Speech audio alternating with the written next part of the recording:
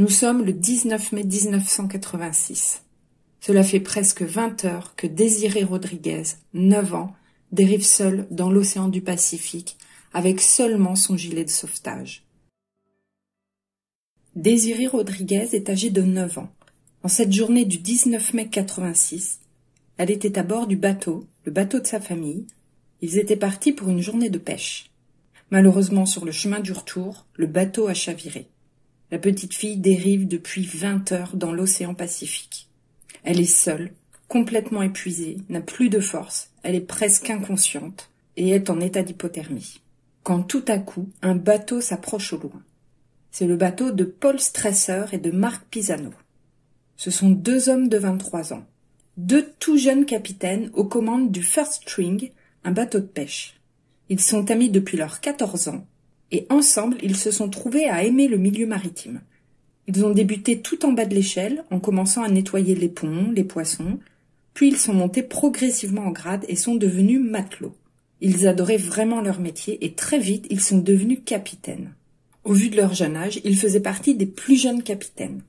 Ce jour du 19 mai, les 2 hommes sont en mer et comme tous les jours, ils sont partis pêcher à bord du bateau. Tout du moins, ils essayent, car ce jour-là, il y a beaucoup de brouillard. Les filets rapportent peu de poissons. Au bout de plusieurs heures, le soleil finit par faire son apparition, et nous sommes maintenant en fin d'après-midi. Les 2 hommes décident de rentrer à San Pedro au port. Mais au loin, Stresser remarque quelque chose de blanc dans l'eau, qui clignote, qui brille. Il attrape ses jumelles, et il essaye de discerner ce que c'est. Il pense au début que c'est un pare-choc. Mais plus le bateau s'approche, et plus il comprend que ça n'est pas ça. Il a alors une sensation étrange, une sensation que quelque chose n'est pas normal.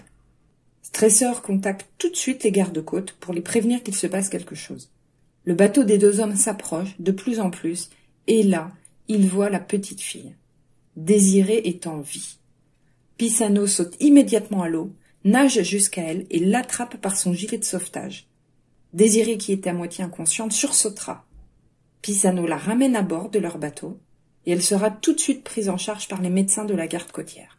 Désirée confiera dans une interview plus tard « Je ne pense pas que j'aurais survécu, je vais être honnête, je crois que j'avais atteint un point de non-retour. » À l'arrivée au port, les médias sont là en masse, des caméras, des hélicoptères, tout le monde veut voir la petite fille survivante. Dès le lendemain matin, ça a fait la une des gros journaux. Une fois de retour sur la terre ferme, Désirée a été admise dans un hôpital, mais elle a pu sortir dès le lendemain. Des années sont passées, des décennies même. Désirée a grandi. Elle a été adoptée par une famille et s'appelle maintenant Désirée Campuzano. Elle a entrepris des études dans le droit, s'est mariée en 2013 et a un fils de 6 ans. Elle expliquera avoir fait une thérapie, mais s'en être essentiellement sortie seule, avec toujours cette question en tête pour la guider. Qu'est-ce que mes parents auraient voulu que je devienne? Alors là, j'ai retrouvé une information, mais seulement dans un seul article. Donc je ne sais pas si c'est fiable, je vous la partage quand même. Apparemment, elle aurait envoyé une lettre à Oprah Winfrey pour demander de l'aide afin de retrouver ses sauveteurs. Et de ce qui était écrit, elle n'aurait eu aucune réponse. Désirée pense souvent à ces 2 hommes qui lui ont sauvé la vie en se demandant qui ils sont, et elle va avoir la chance de les retrouver. Et cela arrivera 35 ans plus tard. C'est grâce notamment à Phil Friedman. Philippe, de son vrai prénom, était professeur en Chine. Mais il n'a pas pu reprendre son métier suite à la pandémie que l'on a tous vécue, la pandémie de la Covid-19. Âgé de 63 ans et étant un grand passionné de pêche, il décide alors de rester près de sa famille en Californie et de faire des podcasts. Ces émissions parlaient de la pêche et du plein air. Il invita Pisano en premier pour parler du sauvetage et pendant le podcast, un auditeur, Pablo Peña, 41 ans et ingénieur ferroviaire, est en train d'écouter l'émission. Il est dans sa voiture et plus Pisano raconte la journée, le sauvetage, tout ce qui s'est passé, plus Pablo est de plus en plus étonné. Il n'en revient pas, puisque quelques années auparavant, il a discuté avec une collègue à lui. Et cette dernière lui avait raconté avoir perdu ses parents dans un terrible accident de bateau. Il continue d'écouter, et quand il entendra le nom de la survivante, Désiré Rodriguez, il est sûr de lui, il est sous le choc. C'est bien son ancienne collègue. Il contacte alors tout de suite Phil et lui envoie un message. Et quand Phil a reçu le message, il a pensé que c'était une blague. Il s'est dit que ça ne pouvait pas être possible. Les deux hommes vont se contacter, verront que la Désirée Rodriguez est bien l'ancienne collègue de Pablo. Les deux hommes sont vraiment abasourdis par cette chance incroyable. Et c'est donc de là que Phil a décidé d'organiser une rencontre entre Désirée et les deux sauveteurs. En effet, il ne leur dira pas que Désirée était invitée. Il leur fera la surprise. Il les conviera donc pour une émission, pour raconter leur sauvetage ensemble. Désirée est là, un peu stressée. Phil la présente aux deux hommes comme une traductrice espagnole pour partager l'histoire à la télévision espagnole. Il leur dira qu'elle s'appelle Raquel. Les deux hommes racontent donc leur histoire, le sauvetage de la petite fille Désirée. Ils sont tous les quatre autour de la table. Désirée écoute, ne dit rien.